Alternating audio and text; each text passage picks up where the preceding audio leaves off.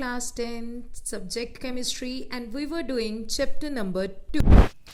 As you know, the chapter name was acid, bases and salts, and we have done acids as well as bases. Now the third part that we are going to start today is about salts. So first of all, have a look on the equation that I have written here. What is the equation? HCl plus NaOH gives NaCl plus H2O. So, as you can see, HCl is an acid, NaOH is a base, whereas NaCl is a salt and H2O is water. Now, the maximally basic major question which arises now is कि topic तो salts का चल रहा है, तो ये बताने की क्या जरूरत है? हाँ जी, ये तो न्यूट्रलाइजेशन रिएक्शन है, हमने एसिड में भी पढ़ी थी, हमने बेस में भी पढ़ी थी. तो हमारा नेक्स्ट क्वेश्चन जो यहाँ पर बन रहा है वो ये है कि अब आप एसिड और सॉल्ट को कंपेयर करना जरा. एसिड जिसमें HCl बोला गया है और सॉल्ट जिसको NaCl बोला गया है, इसको कंपेयर करिए तो आपको देखने को मिलेगा कि दोनों में Cl that means chloride ion तो है. प्रॉब्लम कहाँ आ रही है? प्रॉब्लम ये आ रही है कि एसिड में जो H पॉजिटिव आयन था उसकी रिप्लेसमेंट हो गई है, उसकी जगह पे कौन आ गया है? Na पॉजिटिव, दैट मीन्स कोई मेटल का आयन. तो आप बोल सकते हैं that is replacement of hydrogen in acid by a metal. Hydrogen वाला जो H वाली जो पोजीशन है उसकी जगह पे कोई मेटल आ गई है, तो ये सॉल्ट की डेफिनेशन बन जाएगी. सॉल्ट क्या है? सॉल्ट वो चीज है जिसमें एसिड के हाइड्रोजन की रिप्लेसमेंट अगर मेटल से हो जाए तो सॉल्ट बनती है. Is it clear?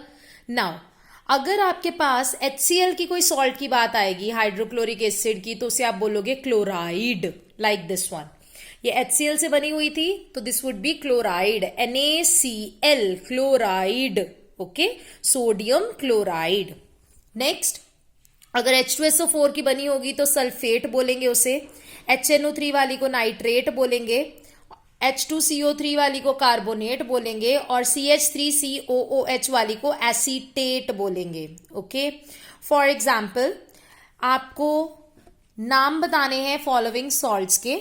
मैंने सॉल्ट्स लिख रखी हैं NaNO3, ZnCO3, CH3COONA, Al2SO4 thrice, CaSO4. What you have to do is आपको यहाँ पर वीडियो को कर लेना है पॉज. ओके, पॉज करने के बाद ये जितनी भी सॉल्ट्स लिखी गई है यहाँ पर, I am focusing on them. तो यहाँ इनको सॉल्ट्स को लिख के आप इनके नाम लिखिए उसके आगे, देन पॉज रिलीज करना और बाद में देखना कि इनके नाम क्या है. Is it clear? Yes, beta. Now have a look on the names. NaNO3 sodium nitrate, ZnCO3 zinc carbonate, CH3COONA. तो देखिए ना, CH3COO मतलब CH3COOH से बना होगा तो उसको हम एसीटेट बोलते हैं. तो ये क्या हो जाएगा? सोडियम, Na मतलब sodium acetate. Next is Al2SO4 thrice aluminium sulfate, CaSO4 calcium sulfate. I hope so you are able to write out the name of these salts. Otherwise please have a try. 4-5 और salts लिखिए.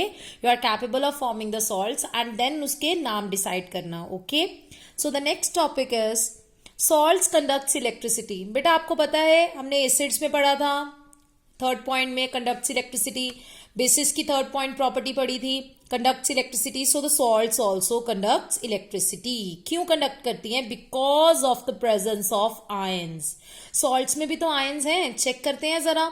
ये देखिए NaCl, तो NaCl में कौन से ions हैं? Na positive and Cl negative. तो इसी तरीके से सॉल्ट्स में क्या होते हैं? आयंस होते हैं.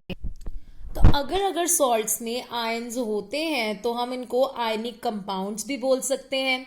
So salts are known as ionic compounds. Okay, for example देखिए ध्यान से, NaCl है, उसको हमने अगर दो पार्ट्स में डिवाइड करने की कोशिश करी तो उसमें से कैटायन निकला है Na पॉजिटिव और एनायन निकला है Cl negative. Is it clear? So अगर दो आयंस निकले हैं that means it's known as ionic compound. So salts conducts electricity because of the presence of ions and therefore known as ionic compounds. Okay, now let us move to the next one. Now I have made a chart over here in which we are going to fill by ourselves.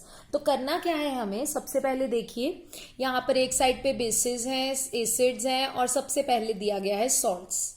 Salts में मैंने काफ़ी salts के नाम लिख दिए हैं and the basis and acid sides is very much visible to you कि ये ब्लैंक है। K2SO4, NaCl, NH4Cl, NaNO3, MgSO4, ऐसे मैंने सॉल्ट्स लिख दिए हैं, right. Then you should be knowing the basic thing that basis में OH नेगेटिव होंगे और एसिड्स में क्या होंगे, H पॉजिटिव्स। ओके, बेसिस में कौन से आयंस होंगे, OH नेगेटिव, एंड एसिड्स में कौन से होते हैं, H positive. So have a look over here. हमने चेक करना है कि ये जो सॉल्ट है K2SO4 ये कौन से बेस और कौन से एसिड से बने हैं। ओके, इसको चेक करने के लिए आपको क्या करना पड़ेगा, आपको K2SO4 को स्प्लिट करना पड़ेगा। सबसे पहले तो आप इसको स्प्लिट करिए, तो ये स्प्लिट करने पे किस किस में टूट जाएगा, ये टूट जाएगा K+1 and SO4-2, right. Now what you are going to do is, जो प्लस वाली साइड है उसके साथ माइनस बेस वाला ऐड कर दीजिए, और जो माइनस वाली साइड है उसके साथ प्लस एसिड वाला ऐड कर दीजिए। देखिए क्या बनेगा, जो बेस है उसमें होता है OH नेगेटिव और जो एसिड है उसमें होता है H पॉजिटिव। अब नेगेटिव के साथ इसका पॉजिटिव ऐड करिए तो क्या हो जाएगा, K+1। अब इधर पॉजिटिव के साथ क्या ऐड करना है, नेगेटिव, तो नेगेटिव कौन है, SO4-2, तो ये हो जाएगा SO4-2। अब जल्दी से कंपाउंड बनाइए, +1 -1 कट हो जाएगा, ये प्लस और ये माइनस कट हो गया और ये 2 इधर आ गया। तो आपके पास क्या एसिड्स और क्या बेस बने हैं, रीड इट आउट क्विकली। क्या बने हैं आपके पास, देखिए KOH बेस बना है और एसिड कौन सा बना है, H2SO4। बी क्विक, और हम नेक्स्ट वाला करेंगे। NaCl को फिर से स्प्लिट करते हैं, क्या बनेगा, Na positive and Cl negative. Basis में क्या होते हैं, OH नेगेटिव, एसिड्स में क्या होते हैं, H पॉजिटिव। नेगेटिव के साथ हम पॉजिटिव वाला हिस्सा लिखेंगे, दैट मीन्स Na। यहां पॉजिटिव के साथ हम नेगेटिव वाला हिस्सा लिखेंगे, that means Cl।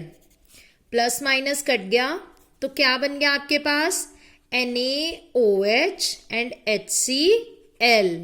Same is the case. I'm not going to speak out now. What you are going to do is you are also going to solve it by yourself. Fine. So try to solve it by yourself.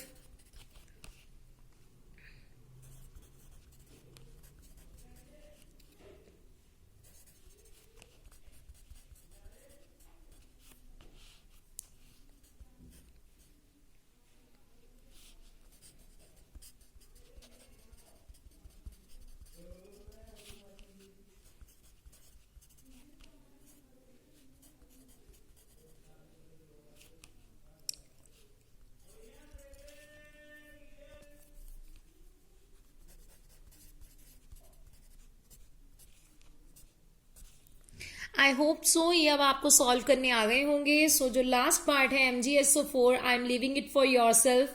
तो आप खुद करेंगे ये काम। तो आपने क्या करना है, MgSO4 देखना है, उसमें केटाइंस एंड आयंस चेकआउट करने हैं, और उसके बाद में आपने उनकी क्लासिफिकेशन कर देनी है बेसिस एंड एसिड्स में। Okay, so the next one, pH of the salt solutions. अब सॉल्ट सॉल्यूशन की pH क्या होती है, अब हमारे पास है, हमें पता है कि हाँ जी ये जो acid plus base give salt plus water, ये वाली जो रिएक्शन होती है दिस इज न्यूट्रलाइजेशन रिएक्शन। इसका कहने का मतलब होगा कि सॉल्ट क्या होगी, neutral. But have a look over the line which I have written. Aqueous solution of many salts are neutral. Aqueous solution काफी सॉल्ट्स के क्या होते हैं, न्यूट्रल होते हैं। बट हाँ जी ट्विस्ट आ गया, but some salts are acidic और basic when dissolved in water। तो कई salts acidic होती हैं और कई basic होती है जब उनको पानी में dissolve कर दिया जाए। तो अब समझने की कोशिश करें कि salts ज्यादातर neutral हैं बट कई बीच में से acidic और basic भी होती हैं। फॉर एग्जाम्पल देखना ध्यान से, NaCl की pH होती है 7, NH4Cl की pH होती है 6 एंड Na2CO3 की pH होती है 9। That means neutral, acidic and basic। 7 वाला neutral, 6 वाला acidic and pH 9 वाला basic, right? इसके अकॉर्डिंगली आपको पता चल जाएगा कि ये है तो सॉल्ट्स, बट इसमें से एक न्यूट्रल दी गई है, एक एसिडिक और एक क्या दी गई है, basic. That means all the salts are not neutral, some of them are acidic whereas some are basic in nature. Okay, so let us find out how it's possible. To find out this, we are going to move to the next topic, that is the concept. Okay, what is the concept that I am talking about? I am talking about the concept of hydrolysis of salts. I am talking about hydrolysis of salts. So first of all, what does the mean hydro means? Hydro means action of water. Hydroelectricity, है ना, सुना है ना hydro word. Hydro means water. Then is lysis. Lysis means splitting up, तोड़ना. किसको तोड़ना है? अब हमने सॉल्ट्स को तोड़ना है पानी के एक्शन के साथ.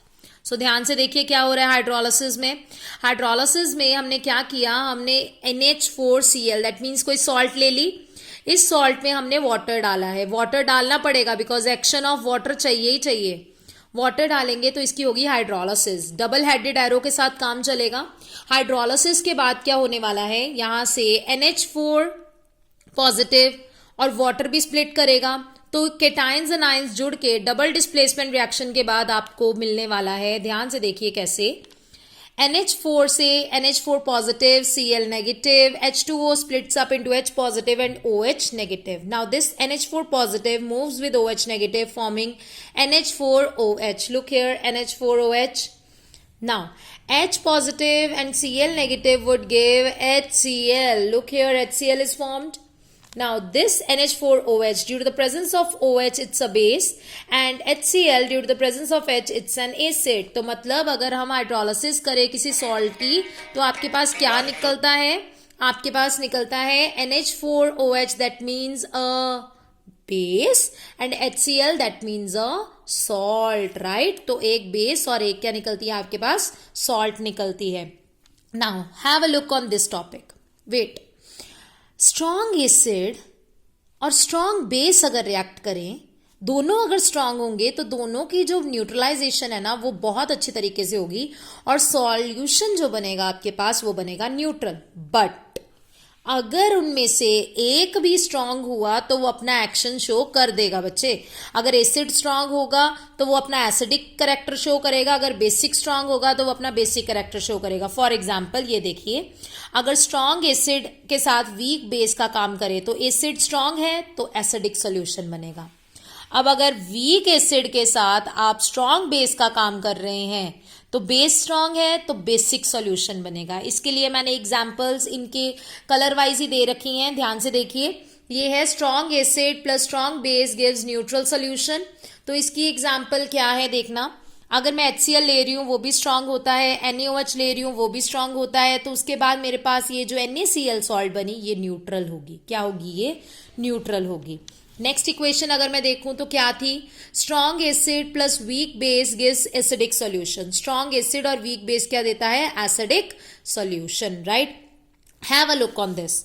अगर मेरे पास HCl स्ट्रॉन्ग है और वीक बेस मैंने ले लिया NH4OH. जब मैंने एसिड्स और बेस पढ़ाए थे ना बेटा, उसमें मैंने स्ट्रॉन्ग और वीक को डिफरेंस बताया था और साथ में ही उनकी एग्जाम्पल्स भी सेटअप करी थी. तो अब देखिए, अगर स्ट्रॉन्ग एसिड है और वीक बेस है तो आपके पास ये जो सॉल्ट बनेगी वो क्या बनेगी, एसिडिक बनेगी. Is it clear. सॉल्ट बनाने का तरीका वही है, double displacement reaction. Fine. Next, weak acid के साथ अगर स्ट्रॉन्ग बेस काम करेगा तो बेसिक सोल्यूशन बनेगा, क्योंकि बेस स्ट्रॉन्ग है. तो एग्जाम्पल चेकआउट करते हैं. मैंने वीक एसिड ले लिया H2CO3 that means carbonic acid और स्ट्रॉन्ग बेस लिया NaOH. इसके कारण जो सॉल्ट बनी है Na2CO3 ये है बेसिक इन नेचर, क्योंकि बेस इस बारी था स्ट्रॉन्ग. Is it clear. तो अगर क्या हो, अगर एसिड स्ट्रांग हो तो एसिडिक सॉल्यूशन, अगर बेस स्ट्रांग हो तो बेसिक सॉल्यूशन, और अगर दोनों स्ट्रांग हो तो neutral solution. Is it clear. Now hydrolysis concept के साथ रिलेटेड एक इंपॉर्टेंट क्वेश्चन सुनिए.